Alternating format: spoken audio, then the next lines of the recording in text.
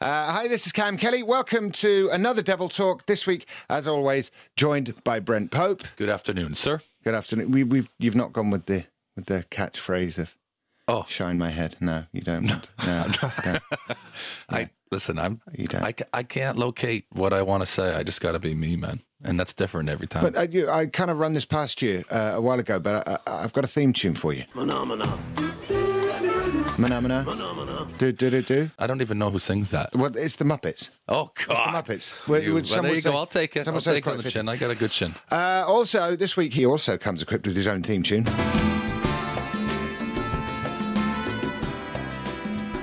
Oh, of course. Yeah? Of course. All right. We welcome into the studio Josh Batch. How you doing, Josh? Very good. How about you? I'm very well, thank you. Very well indeed. The old batcheroo, the old bachelor pad, the old son of a batch, the old bachelor boy. Yeah, we can do a lot of things with my last name. How many nicknames do you have in total? Lost count. And in a recent Batchful. you could be one of the seven dwarfs. If it wasn't for your damn height, you could have been Batchful. That wouldn't work too well. In your last fight, would you say that the guy got batch slapped? That surely, if you were a wrestler, that could be your finishing move. You got batch slapped. It's not a bad one, actually. It's all right. It's okay. I think it went quite well in my favour. Was that like one of your first fights? I've had a couple before. One was a sort of like a bench clearance. Happened at the end of a game in a tournament when I was 16. And then I had one that didn't last very long, unfortunately for me, but.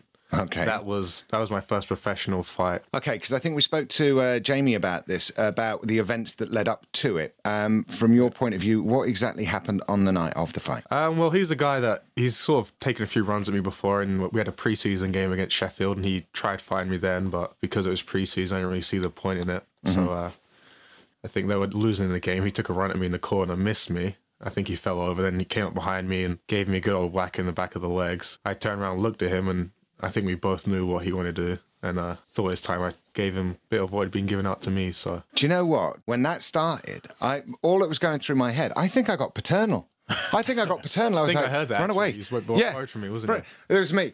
Run away! You may have started it. You don't have to finish it.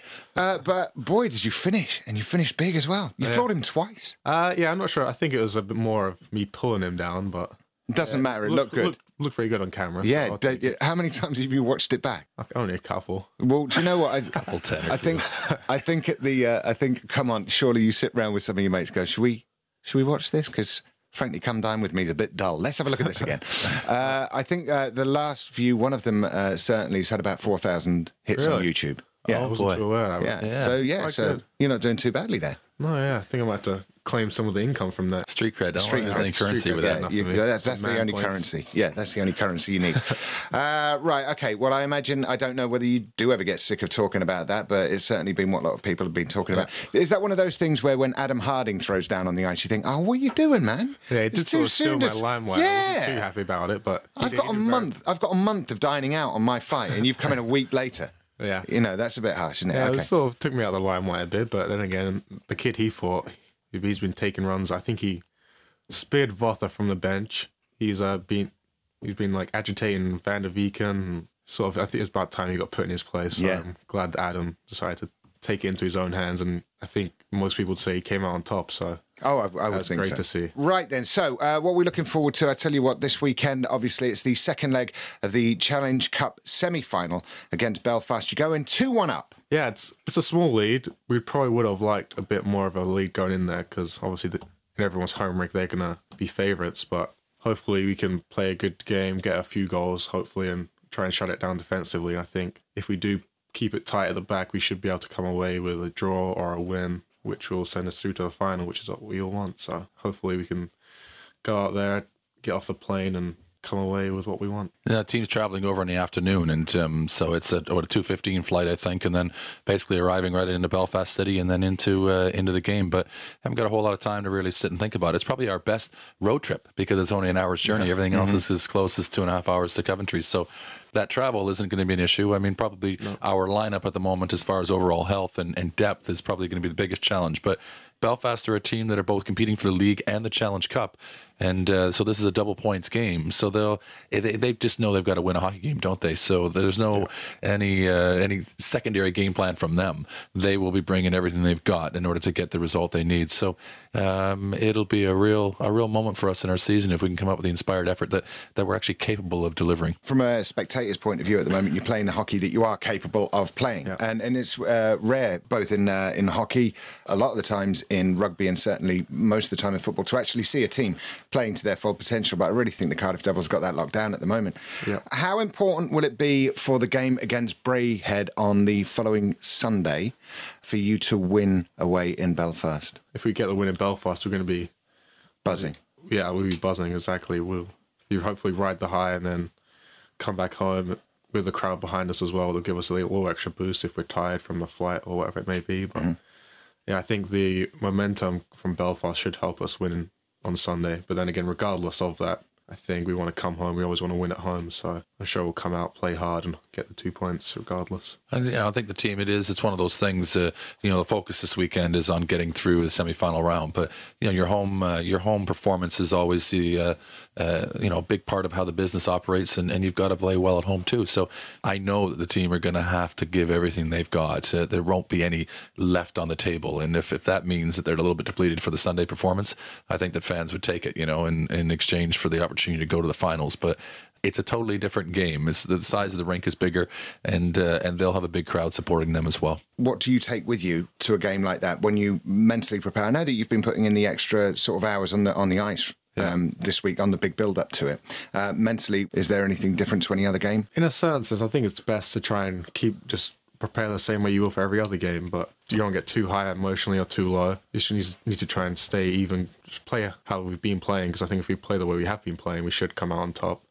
But then again, you know what's on the line. You'd be naive to think that everyone forgets about that when the game's going on. So I think the biggest challenge is to try and stay level-headed, just try and stick to the game plan throughout the game. In an ideal world and an ideal scenario, at what point through the game, what would the score deficit have to be for you to start looking around to give someone the next batch slap?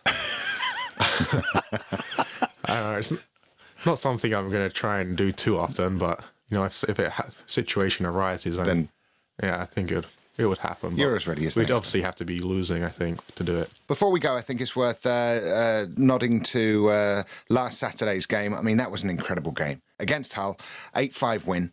Yeah, how did that feel? That was good. I think as of late we've struggled scoring, so to have a big performance like that offensively felt good. See, a lot of people chipped in. I think we had a few defensemen score, a few Brits score as well, which is always good. Just a good feeling. There's a big crowd as well. I think we look back, over the season so far, Josh is a very calm sort of influence and has had an outstanding season for us here in his first year. But I think people would be just as interested in hearing, your views on obviously your performance so far this season, and just your views on maybe what you're thinking about even as you move forward out of the season as far as Josh Batch and enjoying his time here in Cardiff. I think so far I've probably exceeded some expectations, which is always nice to do. I mean, even myself, I wasn't expected to play too much, and due to some injuries we had, and G's moved forward to play up front, just give me a bit more ice time. I think I've sort of been thrown in at the deep end, and I think I've coped with it fairly well. At times I've lacked confidence, but G's still put me out there, hasn't sat me, which has been good for me. So yeah, I think I've done quite well so far, and hopefully just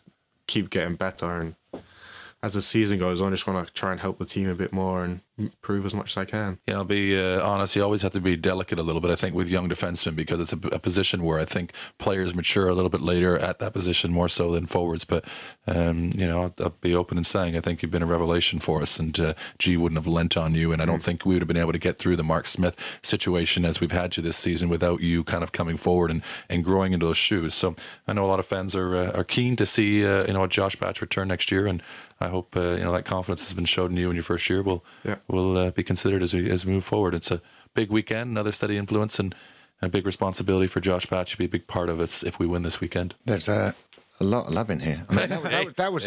I'm welling up over here. I mean, that was. It's emotional. It's February, man. We just had Welsh St. Valentine's Day. Now we're going into the proper one. Yeah. Good luck both games this coming weekend. Thank you. And thanks so much for coming in. No problems. Cheers, Cam.